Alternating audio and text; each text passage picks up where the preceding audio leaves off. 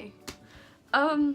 So today I wanted to make a video about what is it really like in a psychiatric hospital, and I asked on Instagram for some questions and I got a few, so I'm going to answer them in this video.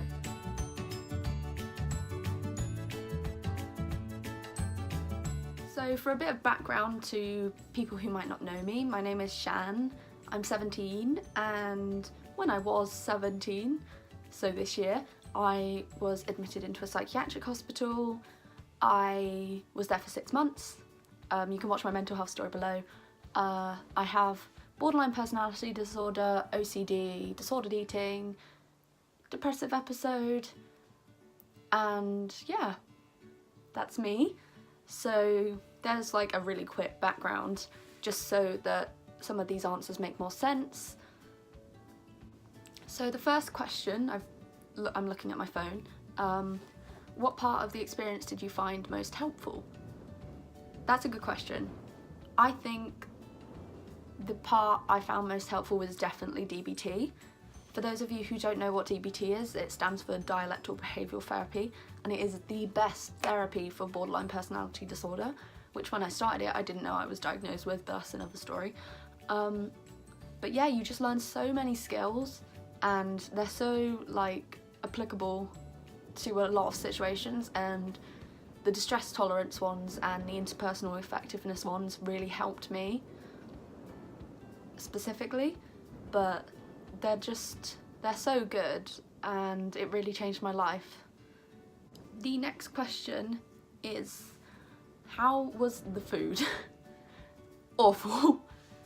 So the food's bad enough because it's the NHS, they're chronically underfunded and, you know, not the best. I really appreciate them though, big up. But yeah, and I am vegan, so the options were very limited. I ate rice and beans for 6 months basically. They did do a really good dessert though, apple crumble. Praise the gods, it's so good. What did you learn from being at the ward and how do you think it changed you? I love you. And I learned so much. Like, it really changes your perspective on things when you're there because you have a lot of time to think, which isn't always a good thing, by the way. But yeah, you have a lot of time to just think about things, and I learn how grateful I am for things, which may sound really like hippie, but I learned that I'm grateful for small things. I started a gratitude journal whilst I was in there, and every day I wrote something I was grateful for. So whether it was like, I'm grateful for the sun on bad days, or I'm grateful for my best friends. It really helped me to stay grounded, and I met some amazing people that really changed the way I thought, and overall I learned that life can be amazing, and being stuck in a unit is not a life, and I think that really changed how I perceived things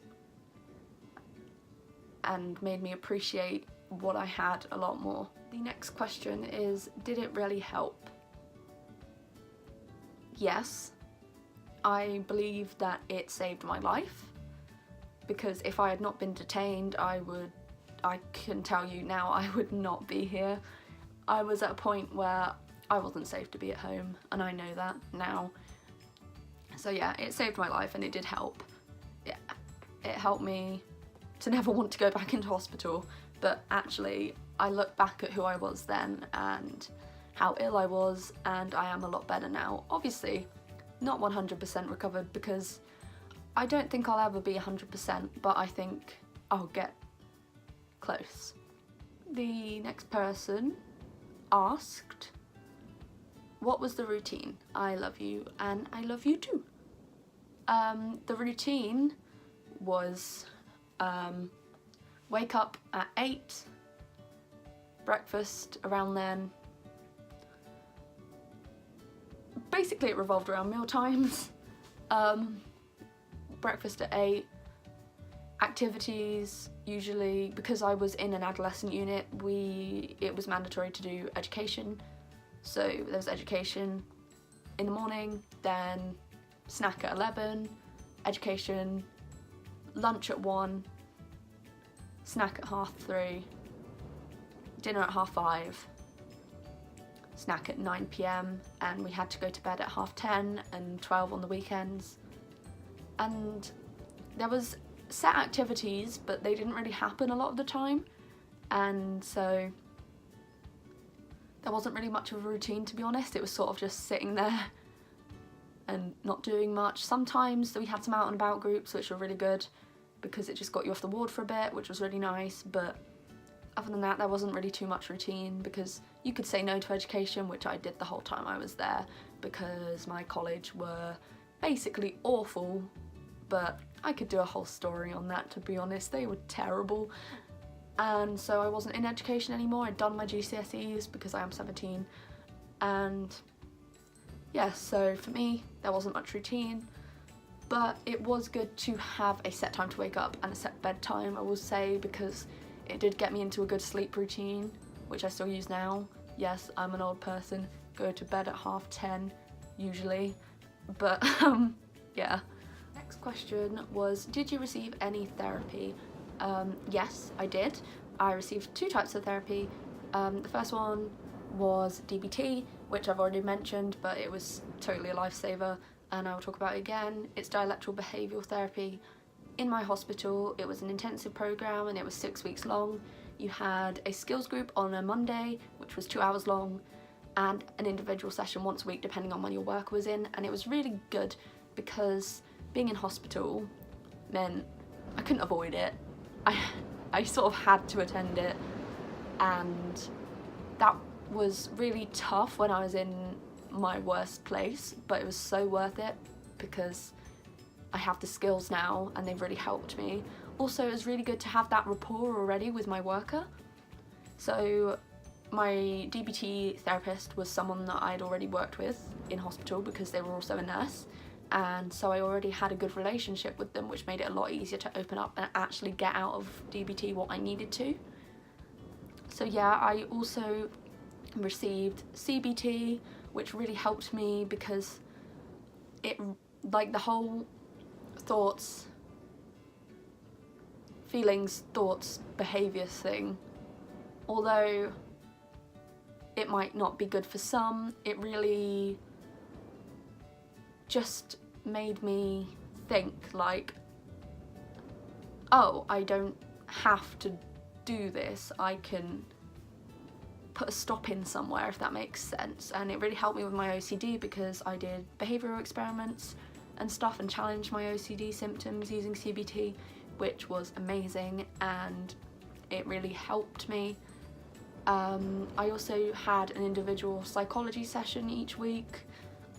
So at first it was twice a week, and then it went down to once a week when I started DBT, but those were sort of like just doing CBT, but also doing work around other things, so just talking and using DBT informed things, but also CBT informed things, or just generally chatting and speaking about what was on my mind, which I found really helpful.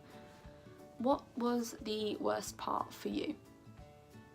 So for me, the worst part about being in hospital was that I was so far away. So I'm lucky really with how far away I was, but it didn't feel like it at the time because I was an hour and a half away from home, because that was the closest psychiatric unit to me. Because I'm an adolescent, I had to go to an adolescent one, and that was the closest adolescent unit. So I had to go there, and it was really difficult being away from my friends and family for 6 months, because you do lose relationships and closeness with people. And I made some amazing friends whilst I was in there and met amazing people. But again, I've lost that by coming home again. So it's just about rebuilding relationships and stuff, which isn't exactly my fault because I didn't have much choice in going, and I needed to go to recover, but that was the worst part about being in hospital. And also just another bad thing was that some people could get really competitive with their illness, and it became like, oh, well, I'm more ill than you and stuff, which was really toxic sometimes. Not the whole time I was there, but it wasn't a very nice environment. It was very clinical, and obviously it's not meant to be homely because you don't want to stay there, but it just could have been nicer at times. But yeah, the worst bit was definitely the being away from home. That was really difficult, especially since I've never moved house. I'm moving house soon, but I've never moved before. So living somewhere else for 6 months was just really difficult. So that is all the questions I am going to be answering for today. If you like this video, give it a thumbs up and subscribe. I will be making a lot of videos because I have a lot of time now that I'm out of hospital, which is amazing. And yeah, follow my Instagram and Twitter. I will see you guys soon. I love you all. Bye!